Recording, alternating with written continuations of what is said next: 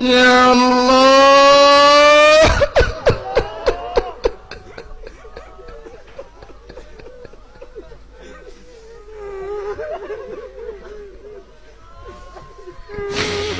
আল্লাহ তোমার কি দয়া লাগে রে?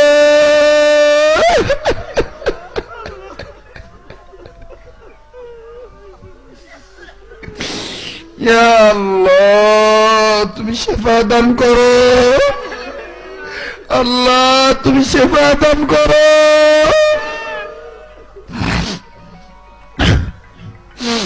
আমার বন্ধুরা, আমার ভাইরা, মাবুদ সব করিয়া দিতে পারে। মার কুল থেকে বাচ্চাকে নিয়ে যাইতে পারে, বাচ্চার কুল থেকে মাকে নিয়ে যাইতে পারে। কেন আমি তুমি অহংকার করব? বন্ধুরে দেখো তো দিলটা নরম হয় কিনা। নিজের কবরের চিন্তা নিজে করো। কবরের চিন্তা করার দ্বারা কলবের ময়লা পরিষ্কার হইয়া যায়, গুনাহ করার স্বাদ জাগ্রত হবে না। এ বন্ধু, মেয়েটা ডাক দিয়ে বলেন, আব্বু আমার জন্য কি তুমি চকলেট আনবে না? বাবা ডাক দিয়ে বলেন, মা রে আমি তোমার জন্য চকলেট আনবো। স্ত্রী ডাক দিয়ে বলেন, স্বামী গো আপনি খালি বলেন কিন্তু আপনি তো আনেন না। ডাক দিয়ে বললেন, বিবি রে এতদিন বেতন পাই নাই তাই আমি আনি নাই, আজকে আমি বেতন পাবো, আমি আজকে চকলেট আনবো। মেয়েটা ডাক দিয়ে বলেন, আব্বু গো আপনি বলেন আপনার কারখানা কখন বন্ধ হয়? বাবা ডাক দিয়ে বলেন, সন্ধ্যা 7টায়, বাড়িতে আসতে আসতে 8টা বাজবে। মেয়েটা এবার বাবার দুইটা পাও ধরে দুইরা হাঁটু পর্যন্ত আন্দা মেরে দূরে কয়, বাবা গো চকলেট না না পর্যন্ত কিন্তু আমি ঘুমাবো না, চকলেট না না পর্যন্ত কিন্তু আমি ঘুমাবো না। বাবা মেয়েটার কপালে চুম্বন দিয়ে চলে গেল। আমার ভাইরা, কথা বলার উদ্দেশ্য একটাই, আল্লাহ যে কোনো মুহূর্তে হায়াত নামক বাতি নিভে দিতে পারে। কত আশা বাসা বাইন্দা রাখছো, এই আশা বাসা সব ভাষা হইয়া যাইতে পারে। দুনিয়া থাকার জায়গা নয়। ও বন্ধুরে, এই শ্রমিক যখন কারখানায় চলে গেল, ওই চুনকুটিয়া প্লাস্টিক কারখানায় যখন কাজে লিপ্ত ছিল, আমার বন্ধুগণ সন্ধ্যা 7টা যখন বেজে গেল, মেয়েটা তার মাকে ডাক দিয়ে বললেন, আম্মু আব্বুর একটা ফোন দাও না, আমার আব্বু আমার লাগি চকলেট কিনছে কিনা। মা ডাক দিয়ে বলতেছে, চকলেট কিনছে কি কিনে নাই আমি আমার ফোন দিতে হবে না, তোমার আব্বু আইসা যাবে। আরো যখন কিছু সময় পাস হয়ে গেল, মেয়েটা ডাক দিয়ে বলেন, মা গো আব্বু দিয়ায় না, মা আমি জানালার কাছে যায় দাঁড়াই, আমি জানালার কাছে যায় দাঁড়াই, আমার আব্বু আয়েনি, আমার জন্য চকলেট কিনছেনি।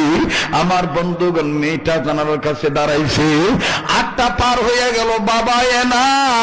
মা নজর করিয়া দেখে বাবার নাম্বার থেকে কল আইছে মায়ের মোবাইলে। মা মনে করছে তার স্বামী ফোন দিছে, দেখে বলতেছে, না মনে তোর বাবা ফোন দিছে, জিগা তোর বাবা কত দূর আছে। মেয়েটা ফোনটা রিসিভ করে যখন কানে নিয়ে বলল, আব্বু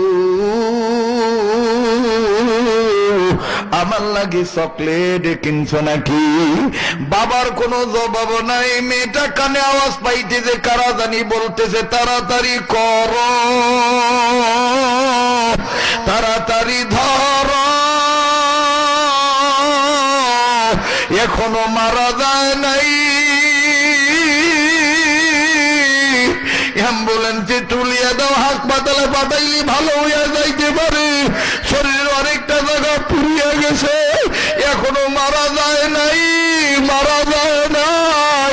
মেয়েটা ডাক দিয়ে বলতেছেন, মাগো মাগো আব্বুর জানি কি হয়েছে? মহিলা ডাক দিয়ে বলে দে তো মোবাইল দিয়ে কি হয়েছে দেখি শুনি। মহিলা কানের কাছে নিয়ে আওয়াজ শোনে, খালি চিল্লা চিল্লি কান্নাকাটি কান্নাকাটি। মহিলা বলে, তোমরা কারা গো, কি হয়েছে বলো? লোকেরা ডাক দিয়ে বলে, আপনারা কি শুনেন না, আমাদের প্লাস্টিক কারখানায় আজকে আগুন লাগিয়ে গেছে, কত শ্রমিক মারা গেছে,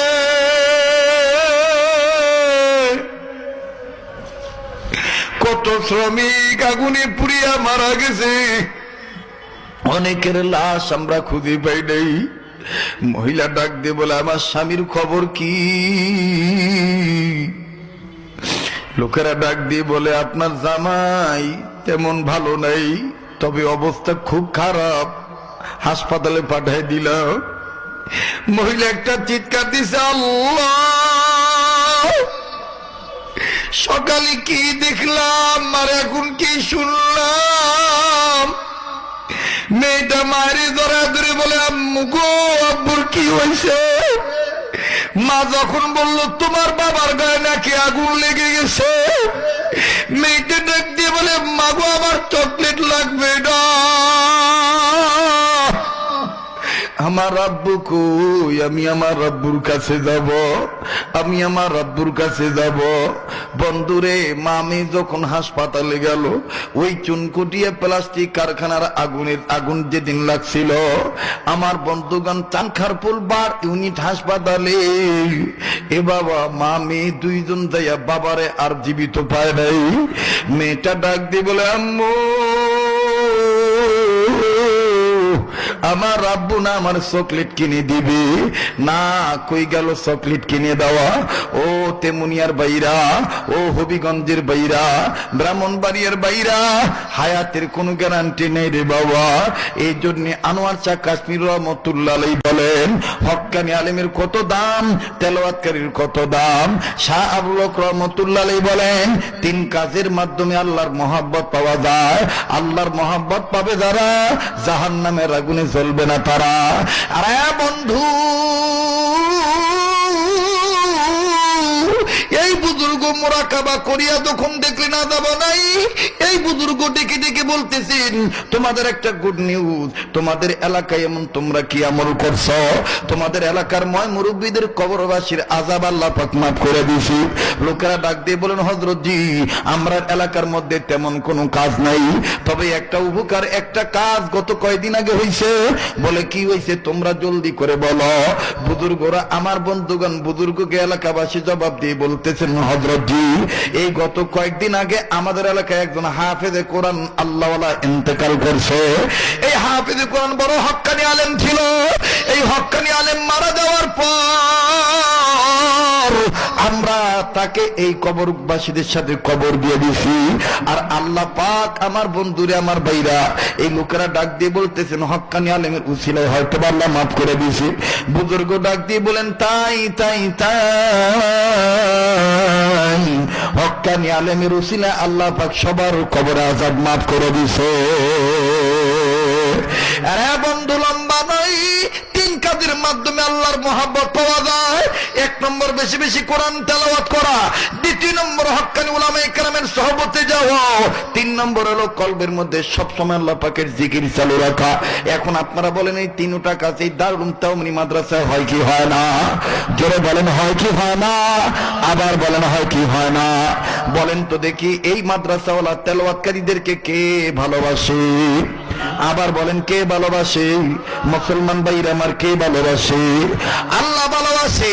আল্লাহ তাদেরকে ভালোবাসে। এ বন্ধু, তাদেরকে ভালোবাসা দরকার আছে না নাই? আল্লাহর মহব্বত পাওয়ার আশায় আমি গতবার আপনাদেরকে একটু ডিস্টার্ব দিয়েছিলাম।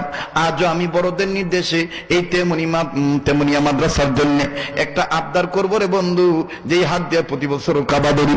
আমার বন্ধুগণ, এই হাতের সাথে আপনি একটু মুসাফা করবেন।